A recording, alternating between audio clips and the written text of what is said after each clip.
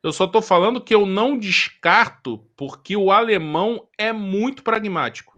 Perfeito. Vamos de provável escalação do Flamengo. Vou pedir para a produção trazer aí uma provável escalação.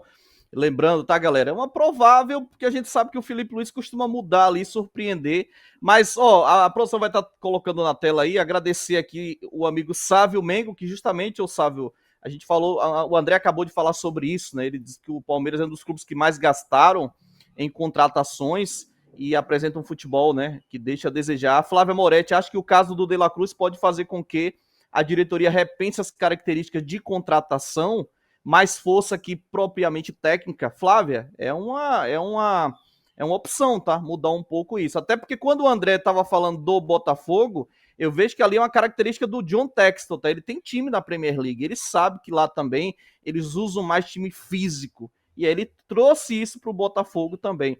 O amigo aqui, ó, Leonardo Messi, que taticamente De La Cruz é uma baita contratação, mas já sabia que ele é um jogador suscetível a lesões, né? Vamos de provável escalação aí, Rafa Melo, para você avaliar e até você falar para a gente como você imagina um posicionamento dos jogadores, se realmente se confirmar essa escalação que está aí na tela. Seria Rossi, Léo Ortiz, Danilo, Varela e Alexandro. Aí você pode escolher que lado você vai utilizar o Danilo e o Léo Ortiz, né? Os dois têm essa capacidade para atuar pela direita ou pela esquerda. Meio de campo aí com Alan, Everton Araújo e Luiz Araújo. E lá na frente um trio de atacantes, o Everton Cebolinha pela esquerda, o Michael pela direita e o Pedro centralizado. Se realmente o Rafa Melo se confirmar essa escalação aí, pode ser um 4-2-3-1, pode ser um 4-3-3. Avalia pra gente aí as possibilidades. Se realmente o Felipe Luiz entrar com essa escalação aí, eu só trocaria dois jogadores. Luiz Araújo, eu daria um descanso para ele, né? Jogador titular. E ele ali no meio, ele não rende o que ele rende na direita, por exemplo, ou na esquerda na ponta. Então colocaria outro jogador ali naquela posição. E o Danilo, né? O Danilo é um cara que jogou aí contra o Chelsea. Acho que o João Vitor pode fazer essa função muito bem ali ao lado do Léo Ortiz. Daria também esse descanso para o Léo Pereira, que vem atuando todos os jogos.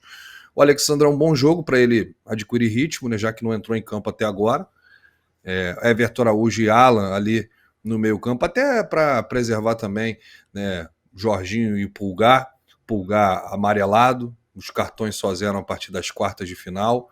Então acho interessante também um jogo sem o Pulgar e sem o Jorginho, né? Jorginho que está voltando a atuar agora. E foi muito bem nesses dois jogos, na estreia aí contra o Chelsea. E o descanso também para o Arrascaeta, né? O Arrascaeta é o principal jogador para ser poupado no jogo de hoje. Não deve nem ser relacionado. Deixa ele descansar aí ir lá levar a família lá para ver o Mickey, a Minnie lá na Disney, né? E colocar realmente um elenco para rodar. Esse time tem chance de ganhar do Los Angeles, tá, gente? Esse time aí tem chance de ganhar do Los Angeles. O Pedro é importante para ter aí sequência, né? Para adquirir ritmo. Os pontas aí para ganhar confiança. O Everton Cebolinha e o Michael. O Flamengo vai precisar do grupo completo, que agora, amigo, é mata-mata. É mata-mata. Se perder, tá fora. E é jogo único, tá? Não penso o A torcedor que verdade é mata É só. mata, né? é mata ou mata. Não tem morre, né? É. É, Não e tem, não tem mata, não tem mata em casa ou mata fora, né? É um mata só. inclusive foi a dúvida de alguns torcedores que colocaram aqui no chat, e eu esperei o momento exato pra gente falar sobre isso. É jogo único, tá, gente? Não tem. Há dois jogos, é um jogo no estádio, outro jogo no outro, não. É um jogo em que não pode ter erro, né? E se você fizer um bom futebol e conseguir êxito no jogo, você vai avançar de fase. O Flamengo que está aí aguardando o seu adversário. O André, você acredita em alguma reviravolta? Tem muita gente dizendo que o Bayern de Munique vai entregar para o Benfica, hein? Para fugir do confronto com o Chelsea. Será? Rapaz, ó, alemão tem histórico disso. O alemão tem histórico disso. A Alemanha perdeu em 74 para a Alemanha Oriental para fugir do grupo com Holanda e Brasil, tá? E Argentina, era Holanda, Brasil, Argentina e Alemanha Oriental. E seria com a Alemanha Ocidental, se eles não perdessem. Eles perderam para a Alemanha Oriental para fugir da Holanda de 74, né? E do Brasil, que era o campeão mundial, e a Argentina, pela sua tradição. 82 eles perderam, fizeram aquele jogo horroroso lá de compadre com a Áustria para eliminar a Argélia, né? Então não dá para descartar essa hipótese não, de repente eles darem uma facilitada para não é o perfil do Bayern de Munique. Não é o perfil do Bayern de Munique. O Bayern de Munique é um time muito altivo, sabe? Uma cultura de vitória, de não importa contra quem, vai pegar o Real Madrid, azar, entendeu? Vamos para dentro, né? Novo então, técnico, assim, né, André? O Kompany começando o trabalho, né? Eu fiquei até surpreso. O zagueiro que era do City, né? Começando um trabalho aí no Bayern. não tá começando, né? Ele foi campeão, né?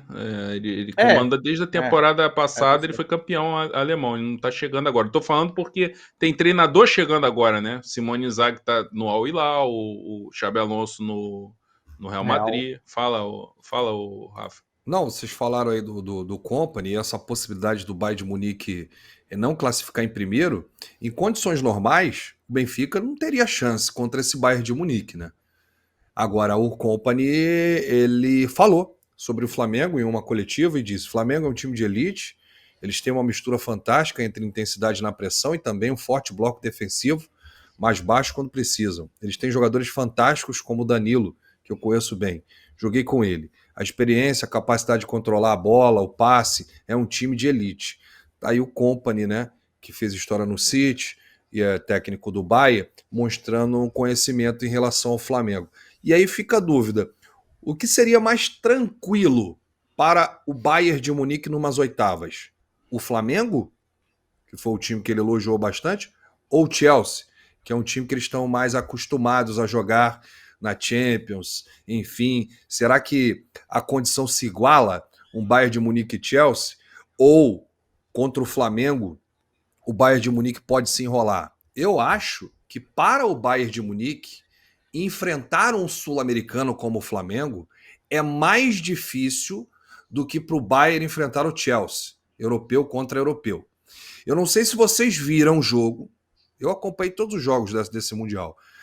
O que o Bayern de Munique teve dificuldade contra o Boca Juniors, foi. Amigos, teve também a questão da torcida do Boca, que fez uma verdadeira bomboneira. Inclusive o Harry Kane falou, assustado, falou: foi o maior momento da minha vida como jogador. Eu nunca vi uma torcida assim, um ambiente assim, né? Elogiando os torcedores argentinos do Boca. Então eu acho que um Flamengo no caminho do Bayern de Munique, eu acho que é mais complicado. Lembrando, o favoritismo é todo deles, tá? O Flamengo não é favorito contra o Bayern de Munique. O Bayern de Munique é favorito contra o Flamengo. Mas num confronto de oitavas entre Bayern de Munique e Flamengo, é mais difícil para os alemães do que se for Bayern e Chelsea. Principalmente se eles assistiram ao jogo Flamengo e Chelsea. Você sabe que quando o André se faz as suas observações, André, sobre como o europeu está encarando o Mundial, eu vejo o City e Bayern, eu vejo os jogos e tem horas que eu fico com a impressão que realmente está no ritmo de treino. Eu assisti agora o City contra o Al Ain. Cara, os caras no primeiro tempo ali começaram, quando acelerou, fez 3, 4, 5, 6. Cara, olha só, é uma mistura, assim, ninguém entra para perder, né? Ninguém entra para perder. Mas a questão, assim, a mobilização é diferente, Cara, o Borussia Dortmund, ele deixou os reservas dentro do vestiário, no ar-condicionado, durante o jogo contra o Mamelodi. Cara, isso aí na Europa não sei nem se isso seria permitido. O jogador reserva ficar dentro do vestiário e não ali na beira do campo, já até por uma questão de logística, né, para poder entrar logo, começar logo o aquecimento e tal. Então, assim, é diferente, a mobilização é muito diferente, mas eles querem ganhar, por exemplo. No final do jogo, o City estava maluco atrás de um gol para poder jogar pelo empate contra a Juventus. Né? Então, assim, é uma mistura, sempre foi essa mistura. Né? Então, por exemplo, o Liverpool decidiu com o São Paulo o Mundial em 2005, né? Não era a mesma mobilização e tal, sempre tem aquela coisa, poxa, a gente vai sair do... O problema dos ingleses é sempre assim, eles disputam o Mundial e logo depois eles pegam uma maratona lá de Boxing Day, aquela maratona que eles têm no Natal, Ano Novo, que é um monte de jogo seguido, jogam de 3 em 3 dias direto. Então eles sempre ficavam incomodados com o fato de ter que viajar para Japão, para Arábia e tal, para Catar, para decidir esses jogos, né? Então, mas, por exemplo, no final do jogo tem aquela foto clássica do jogador de São Paulo comemorando e o Gerrard chorando, né? O Gerrard, né? Jogador, né? Torcedor, símbolo do Liverpool. Né? Então, assim, sempre foi essa mistura de sentimentos. Eles não se envolvem tanto, mas quando estão ali, eles querem ganhar, pô. Tem até a opinião do Carlos Calheiros aí, eu mandar um abraço para ele. Eu concordaria se o PSG tivesse ficado em segundo e estaria do outro lado também. Esquece essa possibilidade. Eu também acho difícil, tá, André? Tem razão. Tem razão. É, Não, eu só tô falando, eu só tô falando que eu não descarto porque o alemão é muito pragmático.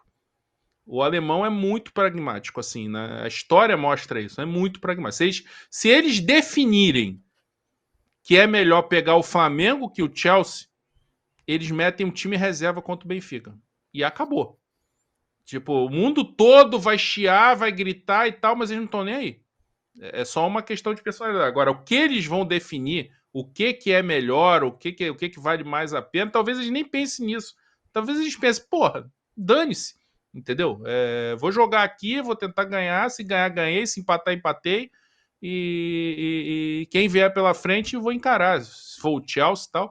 Porque assim, eles também devem pensar, pô, o Chelsea deve estar sofrendo igual a gente. De repente, né? Iguala, né? Melhor pegar.